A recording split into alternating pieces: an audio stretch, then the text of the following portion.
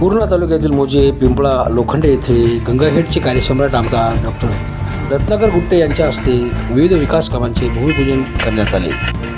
पिंपळा लोखंडे येथे पार पडलेल्या कार्यक्रमाच्या अध्यक्षस्थानी माजी सरपंच तुकाराम मामा लोखंडे होते, तर प्रमुख पाहुणे म्हणून पूर्णेचे नूतन नगराध्यक्ष प्रतिनिधी बंटी कदम, तालुका अध्यक्ष सुभाषराव देसाई, नंदकुमार डाखोरे, उत्तमराव ढोणे, बापूराव शेळके, मार्केट कमिटीचे संचालक गीताराम देसाई, सुडाव्याचे सरपंच गोविंद देसाई, उपसरपंच महाजी देसाई, गणेश देसाई, लखन शिंदे, अंगुलीमाल सरपाते, सुदर्शन ढोणे, व्यंकटराव डाखोरे सह आदींची उपस्थिती होती. यावेळी ग्रामस्थाकडून सभागृह, सीसी रोड, सभामंडप, सावतामळी सभामंडप आदींची मागणी केली असता त्या सर्व मागण्या आपण पूर्ण करण्याचे आश्वासन आमदार साहेबांनी दिले. कार्यक्रमासाठी गणपतराव लोखंडे, ज्ञानेश्वर लोखंडे, साहेबराव लोखंडे, परसराम लोखंडे, सूर्यभान लोखंडे, बाबूराव लोखंडे, नवनाथ लोखंडे, एकनाथ लोखंडे, मारुती लोखंडे सह आदींनी परिश्रम घेतले. कार्यक्रमाचे सूत्रसंचालन व आभार महाजी देसाई यांनी मानले. कार्यक्रमासाठी ग्रामस्थांनी मोठ्या संख्येने आपली उपस्थिती लावली होती. काय म्हणाले आमदार डॉक्टर रत्नाकर गुट्टे पाहूया.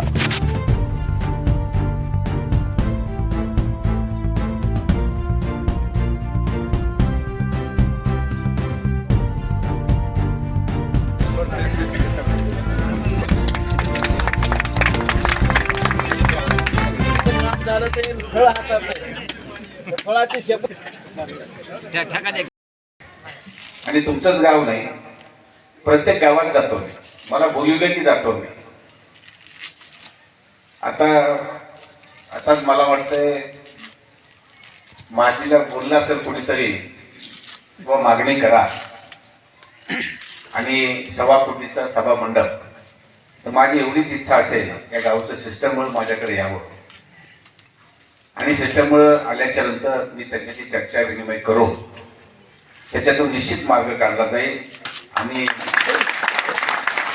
अशा प्रकारे निधी द्यायचा तो निश्चित दिला जाईल, पण त्या सिस्टममुळे अशी चर्चा करू.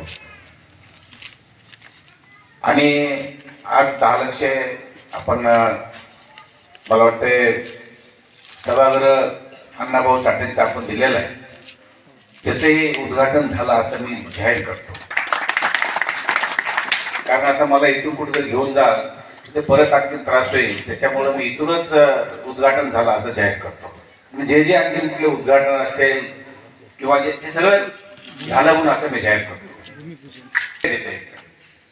तर तो कुठे किती बऱ्या बदलतो बाबा मतदारसंघ, त्या मतदारसंघात पुन्हा जात नाही. तुम्हाला वाटलं तर पेठ समितीच्या लोकांना विचारा, जो निवडून गेले तुमचे कोणीतरी असले पाहुणे रावळे, त्यांना विचारा हे निवडून यांनी काय केलं ते. निवडून आलं ते एका दिवशी तोंड दाखवलं का कुठे, एकदा कोण्या गावाला जाऊन तोंड दाखवलं विचार. त्याच्यानंतर चाटोरीमधून तुमचे पाहुणे खूप आहे, चाटोरीमध्ये विचार एकदा निवडून गेलं कधी तोंड दाखवलं का. यांचा स्वभाव जायचं, पैसे खर्च करायचे, काही सगळ्या करायचं, आपण निवडून द्यायचं, पुन्हा तोंड दाखवायची गरज नाही. कारण का त्या मतदारांना पुन्हा एसीचा सुटणारच नाही, तिकडे बघायची गरजच नाही त्यांना. तो काय मागा थोडा सुटत नाही ना शेवटची, त्याच्यामुळे तिकडे जायची गरजच नाही. जिथं सुटेल तिथं जाऊन उभं राहायचं, जिथं सुटेल तिथं उभं राहायचं. लोकांना वाटतं नवीन आहे बाबा, हे चांगलं आहे, असं आहे तसं आहे, पण मी सांगतो अक्षरशः लोक परेशान होतात ना. त्याच्यामुळं कमीत कमी चुडाव सर्कलवाल्यांनी ही चूक करू नये. आम्हाला दिलं तर आम्हाला आमचा इकडे तिकडे उमेदवार तर आम्हाला धरू शकतात.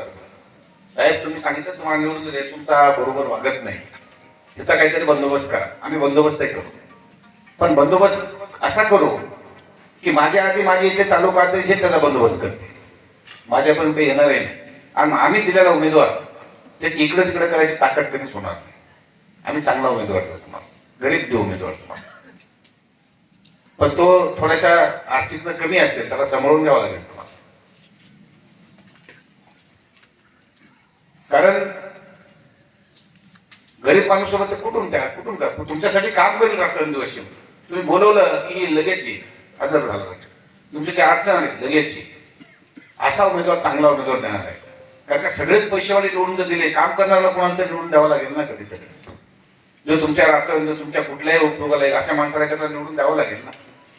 पैसेवाला निवडून द्यायचं, पैसे खर्चाचे निवडून द्यायचं. मग जे काय काम करणारे लोक आहेत, जे चांगले लोक असतात, कामं करणारे जो कार्यकर्ता आहे, त्या कार्यकर्त्याला संधी कधी द्यायची? त्याच्यामुळे निश्चितच मी योग्य असा आमच्या युतीचं सगळं ठरलं की आता जाहीर नाही करणार, पण युतीत आमचं ठरलं की जर निश्चित उमेदवार जाहीर होईल आणि देऊ, खाली पंचायत समितीचे बी सगळ्याला विश्वासात घेऊन 2 उमेदवार देऊ, जिल्हा परिषदही सगळ्या माझ्या कार्यकर्त्याला सगळ्यांना विचारविणी करून दुसरं तसे उमेदवार देऊ आणि आम्ही दिलेला उमेदवार निवडून आपण द्याल अशी मी आशा व्यक्त करतो आपल्याकडनं. आणि दुसरा विषय